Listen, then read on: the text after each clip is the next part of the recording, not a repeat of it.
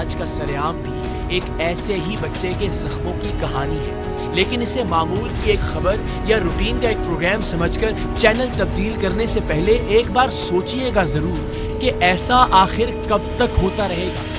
اس بچے تک تو چلیے سرعام کی ٹیم پہنچ گئی، لیکن اس وقت بھی پاکستان کے کتنے گھروں میں یہ 10-10 12-12 سال کے بچے اور بچیاں روزانہ یہ بربریت والا ظلم سہتے ہوں گے۔ کس طرح سے لگے ہیں سارے زخم؟ جلایا تھا۔ یہ تم معمولی بندے نہ کار نہیں نہیں بچی نہیں جائے گی، بچی کا ڈر تو نکالنا ہے، ساری زندگی ڈرتی رہے گی اس طرح کے درندوں سے۔ کیونکہ ایم این اے رہے ہیں تو اس لیے بہت غرور اور تکبر ہے، بہت طاقت ہے۔ تم یہ وہ کھانے کے لیے دیتے تھے یا نہیں دیتے تھے؟ کتے کو دے دیتے تھے، مجھے نہیں دیتے تھے۔ کتے کو دے دیتے تھے، تمہیں کیوں نہیں دیتے تھے؟ کہتے ہیں کہ پھٹ یہ کام نہیں کرے گی۔ جنہیں گرم سلاخوں سے جلایا جاتا ہوگا، جنہیں پلاسٹک کے پائپوں سے مارا جاتا ہوگا، جنہیں کئی دن بھوکا رکھا جاتا ہوگا، اور یہ بچے مار اور زخم کھا کر واپس اپنے کام پر لگ جاتے ہوں گے۔ اس لیے کہ یا تو ان کے ماں باپ ان بچوں کے عوض کئی سال کی ایڈوانس تنخواہ لے چکے ہیں، یا پھر ہر مہینے انہیں تنخواہ بھجوا دی جاتی ہے۔ وہ تو اپنی اولاد سے ملنا بھی گوارا نہیں کرتے۔ کئی بدبخت ماں باپ تو ایسے ہیں جو ہر سال بچہ پیدا کرتے ہی اس لیے ہیں کہ جیسے ہی وہ چلنے پھرنے کے قابل ہوگا وہ اسے کہیں کام پر رکھوا دیں گے، یہ جانتے ہوئے بھی کہ چھوٹے بچوں کو کام پر رکھنے والے اپنی ساری فرسٹریشنز، ہر بات کا غصہ اور ہر کسی کی ناراضگی ان معصوموں پر تشدد کر کے نکالتے ہیں۔ اسلام آباد میں ایک عالی شان گھر میں کام کرتا اور روزانہ وحشیانہ مار برداشت کرتا ابو بکر بھی انہی بچوں میں سے ایک ہے۔ یہ دیکھیے، اور بیٹا کتنے عرصے بعد مار پڑتی رہتی ہے ایسے؟ کافی دفعہ پڑتی رہتی ہے۔ کون مارتا ہے؟ ماں جی مارتی ہیں؟ کس چیز سے مارتی ہیں؟ چھری سے۔ چھری سے؟ چونکہ وہ بیچارہ کسی غریب کی اولاد ہے، اس لیے وہ آپ کا مال ہو گیا کہ جس طرح چاہے اس کے ساتھ سلوک کرے۔ اچھا بس اب اس کو بند کرو، پھر بات کرتے نا۔ امی ابو کی یاد نہیں آتی ہے؟ آتی۔ ان کو فون کرتے، وہ فون بھی نہیں اٹھاتے۔ پھر کتنے پیسے دیتے ہیں مہینے کے ان کو؟ 4000۔ 4000۔ 4000 میں آپ کام بھی کرتے ہو اور مار بھی کھاتے ہو۔ وفاقی دارالحکومت اسلام آباد کے ایک بنگلے میں کام کرنے والا 11 سال کا ابو بکر گھر کا سارا کام تو کرتا ہی تھا، گھر کے باہر کے تمام کاموں کی ذمہ داری بھی اسی کی تھی۔ وہ مار کھا کر تازہ زخموں کے ساتھ گھر کا سودا سلف لینے نکلا تو ایک روز ایک بندہ خدا نے اس کی تکلیف کو بھانپ لیا۔ پیار سے، محبت سے اس نے اس کا حال دریافت کیا۔ بچہ تھا، شفقت اور محبت سے پوچھے جانے پر اس نے اس خدا کے بندے کو خود پر بیتنے والے ظلم کا مکمل احوال بتا دیا۔ اس بچے پر ہونے والے ظلم کی کہانی ٹیم سرعام تک پہنچانے والے اس شخص کا نام ہم جان بوجھ کر صیغہ راز میں رکھ رہے ہیں، اس لیے کہ بچے پر تشدد کرنے والے بااثر لوگ ہیں۔ کیونکہ ٹیم سرعام کی کارروائی کے دوران بچے کو مارنے والی خاتون نے بتایا کہ ان کا بیٹا ڈپٹی کمشنر مانسہرہ رہ چکا ہے اور اب بھی کسی محکمے کے سیکرٹری کے عہدے پر فائز ہے، اور ان کا شوہر کراچی کی معروف کاروباری شخصیت ہے۔ بچے کی مدد کے لیے فرشتہ بنا کر بھیجے گئے خدا کے اس بندے نے اس بچے کے ساتھ ہونے والی اپنی گفتگو کو ریکارڈ کیا۔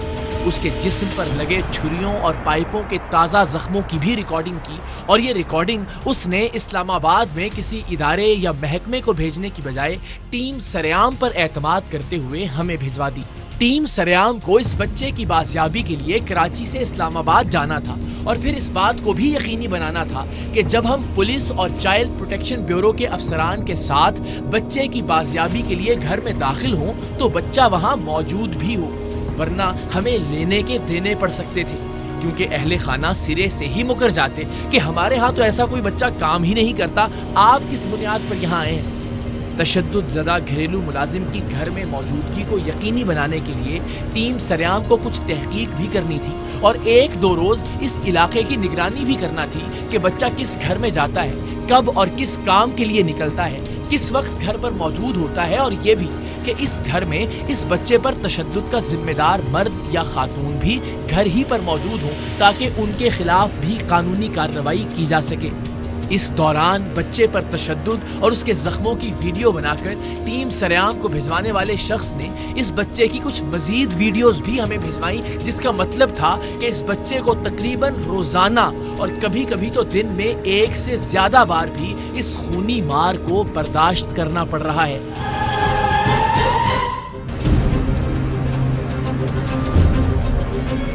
جی بیٹا، آپ کدھر رہتے ہو؟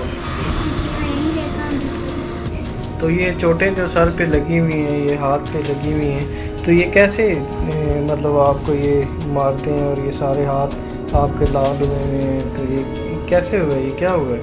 یہ چھری سے مارتے ہیں اور یہ ڈنڈوں سے مارتے ہیں۔ چھری سے ڈنڈوں سے مارتے ہیں؟ اچھا، تو کیوں مارتے ہیں؟ کیا کہتے ہیں؟ بس ایم ہی، یہ چھوٹی چھوٹی سی بات کے ہو جاتی ہے، وہ مارنا شروع کر دیتے ہیں۔ اچھا، تو یہ ٹانگ پہ کیا ہوا ہے جو آپ مجھے دکھا رہے تھے؟ جی وہ بھی انہوں نے بھانس سے کل مارا تھا۔ اچھا، یہ باندھ سے مارا ہے؟